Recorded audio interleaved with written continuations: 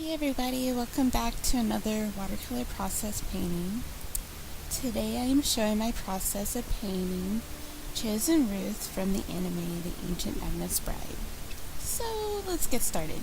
The first thing I did for this piece was I painted light layers in the background to help establish the mood. I used the wet on wet technique, which means I would add water first and then pigment to a wet surface. It helps the paint move around more and it gives it a nice effect in gradients. After I laid down a base color, I added salt for texture. Once it was dry, I would add more layers of pigment. For the background, I'd use Payne's Gray, Ultramarine Deep, and some Sap Green. I really wanted to use desaturated colors in this painting. Even though the anime is super bright and vibrant, it's also really dark. The story is really dark, and for me to capture that darkness, I decided to do that with color. I wanted the forest behind her to be kind of, dark, mysterious, ominous, but also beautiful and almost magical.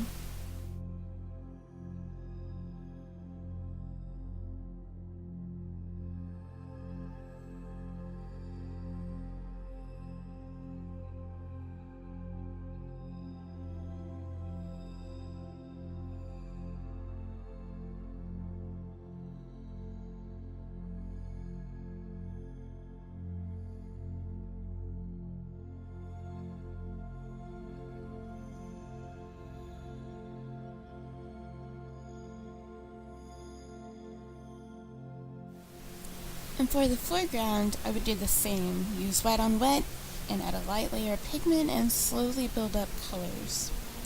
For the foreground, I used Sap Green mixed in with Madder Lake Deep, which is a red. That helps to saturate the green. And then after the color was added, I would add salt and let it dry. And then I would just add more colors. It's just building up colors.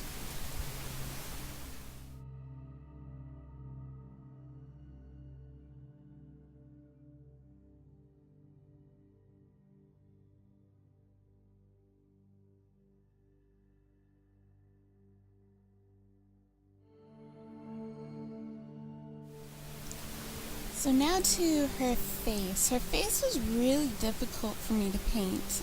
I have a hard time painting really small. And my problem with that is because I really want to get super detailed. But for something that small, it's more important to to get the correct lighting and to make the face look like a face. You don't really want to focus on the details. And what I mean by details is like the shape of the eye or the nose, to get it exact, the exact forms, because her face is so small. If you do that, it's gonna look weird. Sometimes it's gonna be rendered too much, and for something that's small, you really just want to get the overall, just the base lighting and the base shadows. But yeah, it was really difficult to make myself think simplicity, but I did it, and I'm happy with how it turned out. I just had to work slow, take one step at a time. But for the skin, I used a burnt umber as a base color, and I started with light layers to build up the value. Then I would add the quinacridone rose, I hope I said that right, to add some warmth. And for shadows, I added some ultramarine deep mixed in with Payne's Gray. For her clothing and hair, I used Madder Lake Deep for the reds and Hooker Green, Payne's Gray, and Ultramarine Deep for the rest of the clothing. All these colors were desaturated, and like everything else, I start working from light to dark. I really wanted to keep all the colors desaturated, keep that darkness not super bright and vibrant, just tone it down just a little.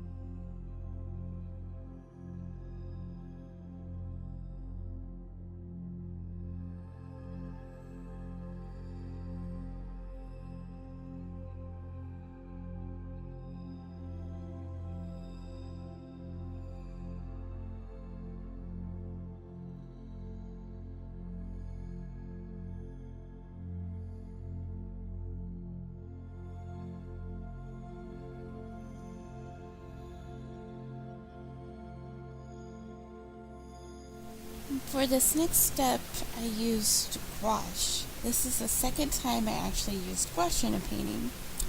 For those that do not know, gouache is like an opaque watercolor. It's great for small details. I decided to try it for her hair. It worked great for the strands. It helped cover the line work, which was great because I didn't want my pencils to show through in the hair. I wanted you to just see the actual strands. I also used gouache much later on in the painting. You'll see here in a minute.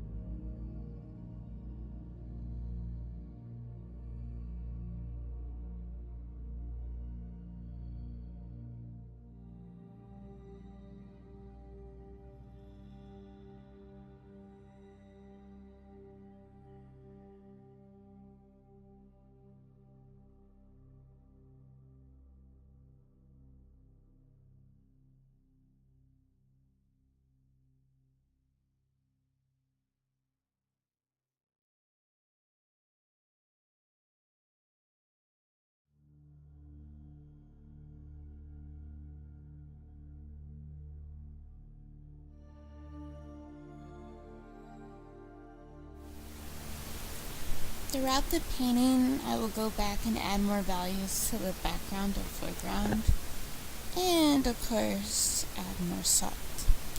I used a ton of salt in this painting.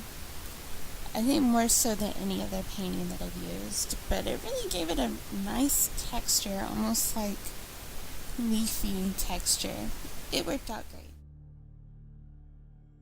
For Ruth, I used a base color of Payne's Gray mixed in with Ultramarine Deep. I used it just as like a base color for him to get started, and then I went through and I used gouache, and I'll talk about that here in just a second. But I started off with a watercolor base for him, just kind of got the base values down. That way I kind of had an idea of like where to use the gouache.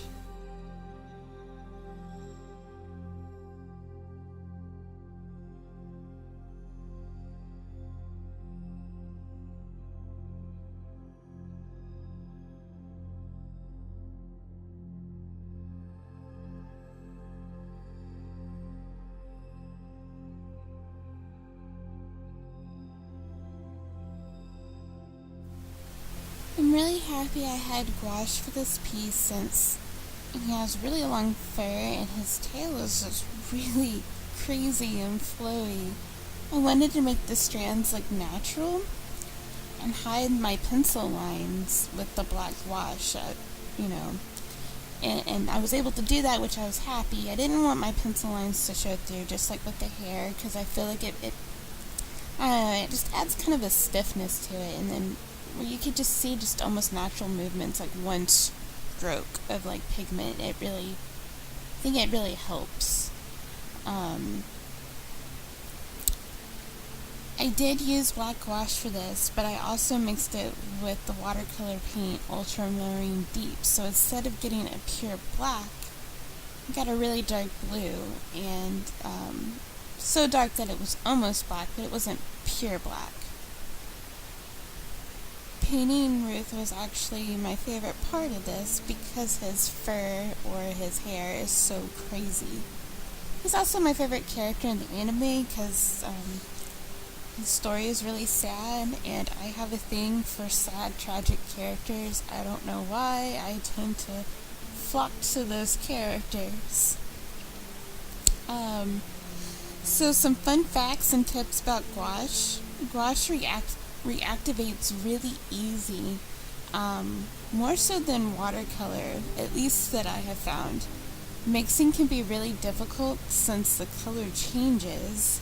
When it dries, it can be either a darker shade of what you mixed or a lighter shade, and that could be really annoying.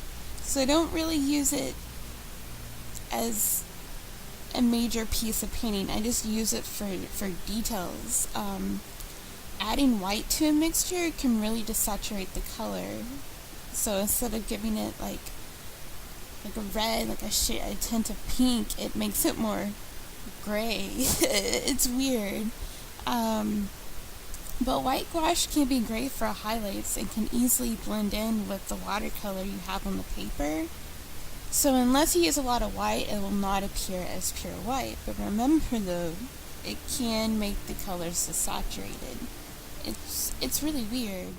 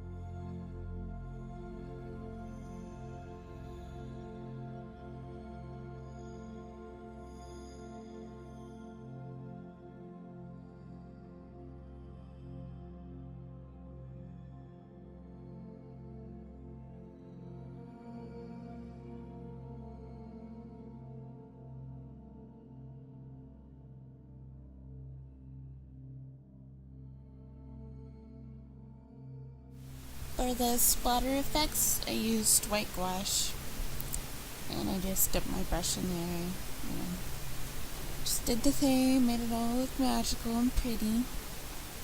And funny story is I had an epic fail on my part. For this piece, I actually used gold leaf for the first time, and I forgot to record it. But no worries, though I actually have it recorded in a couple of other videos, so I'll go over that more so in those videos. But I hope you enjoyed this. If you want to see more of my work, click the links in my description. I post all my work and work in progresses on Instagram and Twitter. Thanks, guys.